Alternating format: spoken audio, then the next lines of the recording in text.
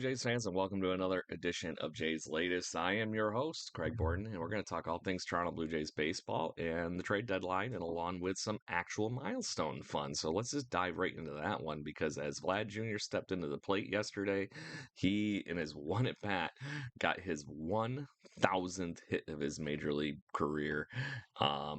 Cannot say enough good things for obviously what Vlad's done in his career. He'd been on a little bit of a ding over the last few weeks or games just because he has been sitting at 1,000 or 999 hits for his career. Now he has the 1,000. Goes 2 for 4 with a run scored yesterday against the Oakland A's. Not so Oakland A's actually. At the end of the day, that is his 1,000th hit, like I mentioned, and he is the fastest youngest player to get to that mark in Toronto Blue Jays history.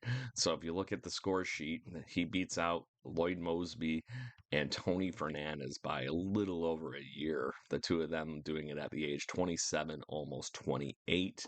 Vladdy is a mere 26 in 117 days. So Vladdy, obviously, like I said, getting there pretty damn quickly, but as we know, he's a monster talent. We love him. He's great, and we're so excited that we get to have him for basically the rest of his Major League Baseball career with a 14-year, $500 million deal at the beginning, mid-beginning of the season, I guess. Some of the other ones that are on that young list, Lloyd Mosby is also, like I said, right there. Tony Fernandez, Vernon Wells, Shannon Stewart, and George Bell are all players for the Blue Jays that did that or got to that feat before they were 30. So really great list for Vlad to be on. I'm not saying enough good things. John Schneider's comment is he only has 2,000 more to go, and he probably can do that. You talk about what he could do as a Blue Jay. His dad, I believe, at 2,500 or something 2,500 hits. So, yeah, only three players have gotten to the 3,000 hit mark, but Vladdy is definitely at the right time in his career to be doing that. Hopefully, health and everything continues to be the thing, and we get to see something really cool as Blue Jays fans in the years to come for that part, because that would be a fun milestone to see him hit in the Blue Jay uniforms. Nobody's done that. So, anyways, let's moving on. Today is the MLB Futures game today at 4 p.m. Eastern. So make sure you tune in to see Blue Jays prospect and young little flamethrower.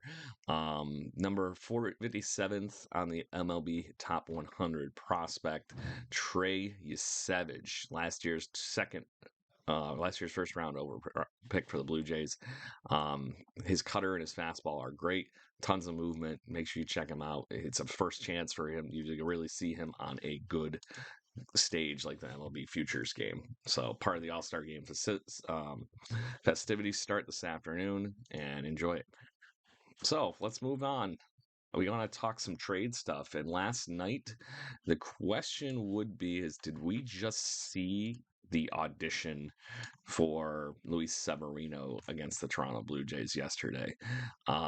Severino did pretty damn good, but his defense definitely did not help him. I will say this, that he is a hell of a trade target when you look at what he could do but he is right now currently the highest paid Sacramento, soon to be Vegas, athletic in MLB in their history. So are they going to part with him after literally just signing him? It doesn't sound like he's terribly happy. It is the minor league stadium thing that he literally signed up for, because they're going to play there next year too. And the clubhouse is weird because it's an outfield. It's a minor league stadium. It's not underneath. So pitching routines and things of that nature are a little odd. You saw Max Scherzer yesterday playing around with that idea too, as he was literally hiding behind a curtain in the dugout sometimes just to work on his routine that he would normally do in between innings. But Severino has had a good career.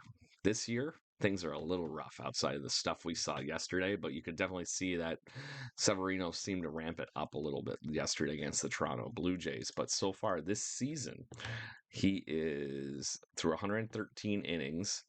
He has a 5.16 ERA, and he's exactly at the win above replacement line with 0. He currently leads the American League with 11 losses, which fine, chalk that one up to the Athletics. He has also started the most games in the American League, but this is where it goes off the hurt. In those 113 innings, he's given up 122 hits, leads the American League. Not a good stat for a pitcher. He leads the league in earned runs. Ouch.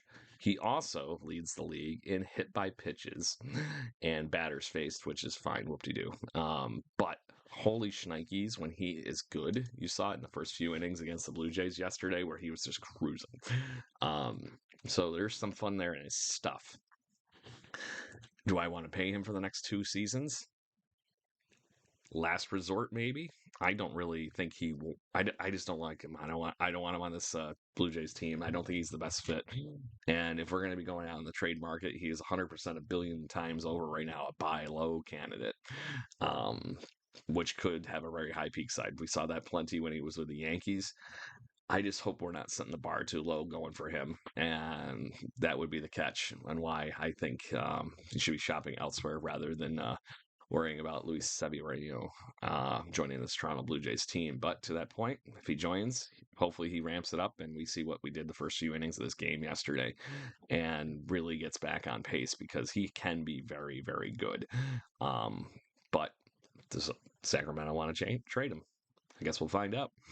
So, moving right along, we're going to talk about that win yesterday as with Severino, like I mentioned, 4 2/3, 7 hits, 5 runs were scored, only one of them earned, 8 strikeouts and 2 walks against a team that does not strike out in the Toronto Blue Jays. So, like I said, there's maybe some piece to it. Blue Jays went off in a big inning in the fifth and really, really took it to school for the Sacramento A's. Like I said, some errors and things of that nature contributed into that for the Blue Jays. But this started with Vladdy getting his 1,000th hit. Um, so gets the team moving around, run scores on the throw, and fine, sure, great. And then while Vladdy was stealing first, George Springer was on third, or so Vladdy on his way to second. He steals the little league thing. The first and third play was on, and George Springer comes in to score the run. So very cool the way to start this game off with scoring. And then things just continue to mount for the Blue Jays after that. Ernie Clement, like I said, had the sac fly. Vladdy steals in there. Alejandro Kirk comes up with big single, moves along the base runners along with scoring Vladdy and Addison Barger. Miles Straw then comes in right after that, and this just keeps piling on for the Blue Jays. Scores Kirky on a single. Will Wagner moves up. Will Wagner scores on the following play on a Nathan Lucas missile that hits the bag at first base and actually kind of almost looked like it hurt Nick Coots. Nick Coots is the high-end prospect for the Sacramento A's, just been mashing baseballs and doing a really good job at it. And speaking of mashing baseballs, he's the one that really woke up the bats with his 16th home run for the Athletics to get them on the board. Tyler Soderstrom follows that pretty much immediately right up with another one, his 17th of the year. Those two being the big monster bats for the Athletics. And not to say Max Muncy, but the other Max Muncy, 3 home runs now with the A's yesterday, beats up on Matt Hoffman. And Matt Hoffman almost lets this game get away from him again at the end of this one. Charged with 3 earned runs, and the A's come right back into it at the end. His ERA is now 5.03, and this is why the Blue Jays need to find somebody to pair up with him at the end of this bullpen. It's too important of a season with how we've been playing right now to watch that get blown up at the end of the game. If it was at least a pairing to go with Jeff Hoffman at the end of the game, make that two-headed monster that just can't give up wins at the end of the game, because Brandon Little and Yariel Rodriguez set that up perfectly.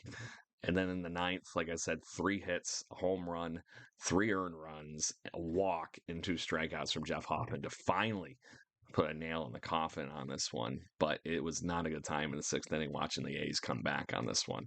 So something's got to get done. Otherwise, the Blue Jays are just going to continue taxing everybody in their bullpen, and we're going to miss out on something special. So let's move on to today. The Blue Jays are going to be once again playing on the West Coast against the Sacramento A's. So we got that lovely 10 o'clock Eastern time. Our buddy Jason Lyons on the Jaybird Watching podcast, my partner, Enjoy having a normal time game at 7 o'clock, buddy. It's going to be Kevin Gossman versus Jacob Lopez of the Oakland A's, not so Oakland A's. Lopez has been doing pretty good over the last 7 starts. He's got a 3.34 ERA. He has been one of those bright spots, but over the last couple starts, it's been when those earned runs actually were happening in that 7 games. 3 1/3 against the Tampa Bay Rays, gives up 3 earned runs in 2 starts ago. In his last start against the San Fran Giants, gives up 4 earned runs in 4 1/3. So the Blue Jays have a chance to keep the offense going, and we get a chance to see Kevin Gausman build on the crazy performance he had in his last 3. He's only allowed 4 earned runs in 18 2/3 over the last 3. He's been looking a lot more like the Kevin Gossman that we love over the last 3 starts, moving that ERA in the right direction. He currently now has a 4.13 ERA in 18 starts, 104 innings. Gossman, can't say enough about how much we need him to be on point in the last 2 starts against the Los Angeles Angels and the New York Yankees. He has been the guy. Scattering hits, getting ground balls, getting those strikeouts. Perfect things keep going. So thank you, Blue Jays fans, for tuning in. Appreciate it. We are going to be here every day, talking Blue Jays rumors, Blue Jays news, and anything else. And we'll keep going on that. Last wonderful side note that I almost forgot to mention: Dalton Varsho and Alek Manoah will be starting rehab assignments on Monday. So to start the All-Star game, they will be back in the minor leagues, trying to get their way up to the major leagues. So we'll see how good it goes with stretching out Manoah. And obviously, all things with Dalton Varsho cannot hurt this Toronto Blue Jays club. He was a heck of a catalyst for where this team started finally getting their way and starting winning some ball games. It's going to be more interesting to see where the roster shakes out post both of those promotions if they end up turning out perfectly. Because obviously, Manoah's got a longer way to go, but it's going to be very fun to see him back on the mound, and I look forward to it. Even if he blows up, I don't really care. I just need to see him on a mound again. Anyways, go Blue Jays, and we'll talk soon.